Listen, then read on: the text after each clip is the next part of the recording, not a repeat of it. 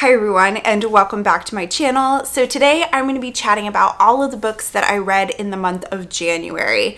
And overall, this was a really great reading month. I ended up reading 4 books, so I am well on track for my Goodreads reading goal, which has never been said by me ever, because usually I am really dragging behind. I'm one of those people that's like 1 or 2 below the goal, never like on track or 1 ahead. So it feels really good to know that I started out the year right where I need to be to complete my reading goal of 50 books this year. Most of the books that I'm going to be chatting about today do have a vlog associated with them. All of my vlogs are non-spoilery, but I do talk about like what would be on the inside flap of a book. So I will have those all linked as I go through the books that I mention. And as per usual, I will be talking about my least favorite book of the month first, working up to my favorite book of the month.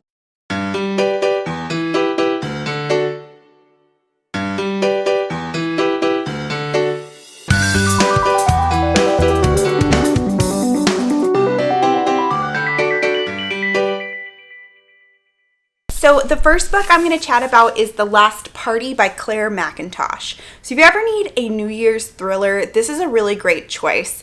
It takes place at the border between England and Wales in a small town set on a lake called Muir Lake.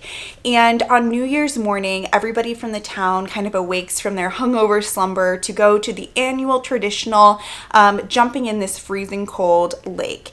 And so they all get there, they're all getting into the lake, trying to get their adrenaline up. And as they jump in, they realize that there is a body that is in the lake. And the body is of a famous singer who is from the area but moved away for a lot of his life, called Reese Lloyd. He has come back recently to make a luxury housing estate, and needless to say, Reese has a lot of enemies, people in the town, people from his music career in London that just really do not like him. So this is a thriller that really focuses on the suspects and all of the probably about 20 suspects that could have killed Reese Lloyd.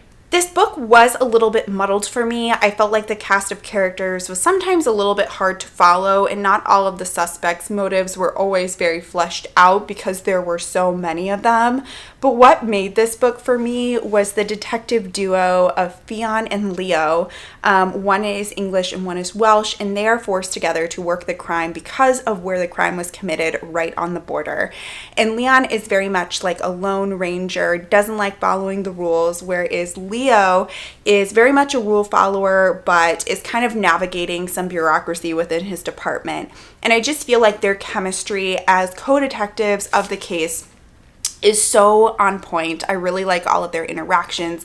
I really like watching them piece together parts of the case. This book is the first one in a series that is going to be following Fionn for book 2 and book 3, I think. And I'm really intrigued to see where this series goes. I think the setup of this wasn't quite for me, but I do feel like this cast of characters in this setting has so much potential to be really great. But overall, I ended up giving this one a 3 out of 5 stars. All right, so next up we have Katherine of Aragon, The True Queen by Allison Weir. So this is a story, of course, that follows Katherine of Aragon all the way from when she was a child who traveled from Spain to England, of course, to marry into the royal family there, and eventually her very tumultuous marriage with Henry VIII. This reads very much like a historical narrative with some, of course, embellishments and a little bit more focus on the emotion and the characters than you would see in a nonfiction. But you really can tell that this is written by a historian who wants to really closely follow all the events of Katherine of Aragon, which I did really enjoy. Not knowing too much about her, I wanted to kind of get her story, and I really enjoyed it from that perspective, learning about somebody in a time period that I didn't really know too much about. But I will say, as a novel, it did feel a little lacking for me. I like my historical fictions to be a little bit more extrapolative, like Hamnet by Maggie O'Farrell. I love that that book just takes a character that we don't really know much about and kind of flies with it and really goes into details that we truly don't know about the character, but makes it a bit more rich and a little bit more substantive in terms of the emotions of the characters and some of the scenes that probably didn't really happen in real life, but are imagined by the author. And so I wish that this was done a little bit more in this book. But having said that, I am really, really intrigued by the Tudors, and I'm very excited to continue this one and read about Anne Boleyn, the next book in the series. So overall, I enjoyed this, but I just felt like it was lacking a little bit in some places. So I ended up giving this one, I believe, a 3.5 out of 5 stars. So I had 2 favorite books of the month, both of which I gave 5 stars. And I really don't think I can say which one I liked more at this time. So I'm just going to talk about them both as the amazing books that they were. But the next one I'm going to chat about is Still Life by Louise Penny. So this was actually a reread for me. I listened to this on audiobook last year, and it was very average for me.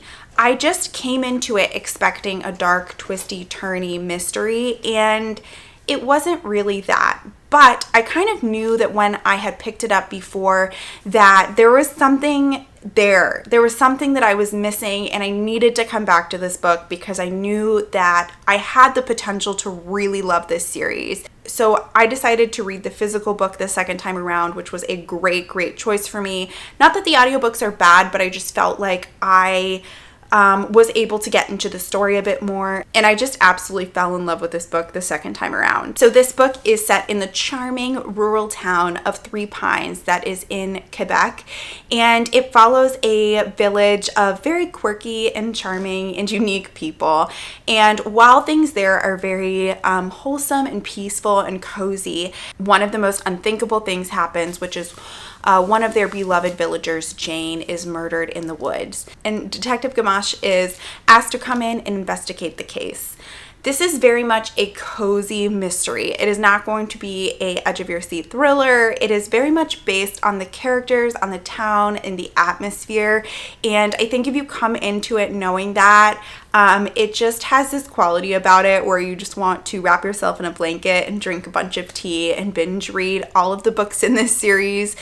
I am very much planning to continue on with the series, and in fact Tyler and I are planning to go on vacation in February, and I've already purchased a stack of Gamache thrillers to bring with me on vacation to read on the beach. I just think it's going to be the perfect way to unwind on a tropical vacation, so cannot wait for that and to share that with you guys. But I am definitely within the Three Pines Gamache mystery series, and I think I'm going to be in it till the end.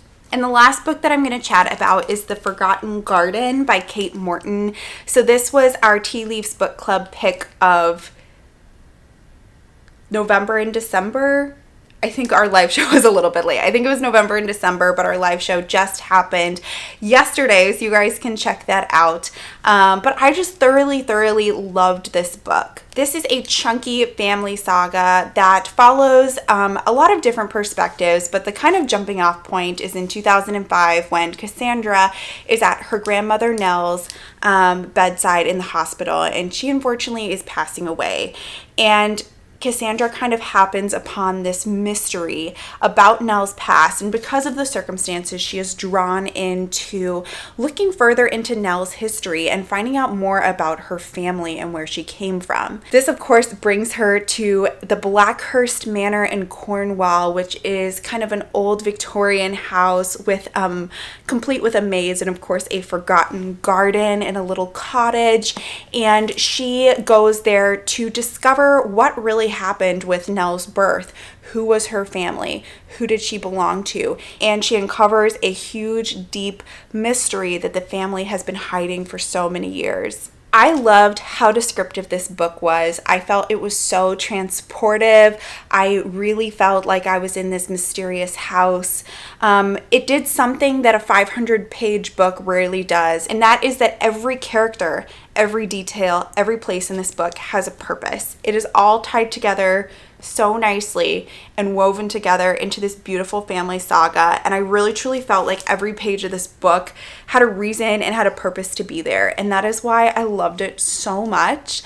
I do feel like Kate Morton is one of those authors that I am going to fall in love with so much of her work. She's actually coming out with a new release this year, which I know is long awaited for many Kate Morton fans, and I feel so lucky that I am just becoming a fan as I have new material of hers to pick up. But I just love her descriptive writing style. I love her long family sagas that she tends to write, and I'm thoroughly hooked. I'm definitely going to be picking up more of her books. Alright guys, so that's going to be it for all of the books that I read in January. I would love to know what you read this month. If you have read any of these books before, let me know your thoughts. And with that, I will see you guys very soon with another video. Bye.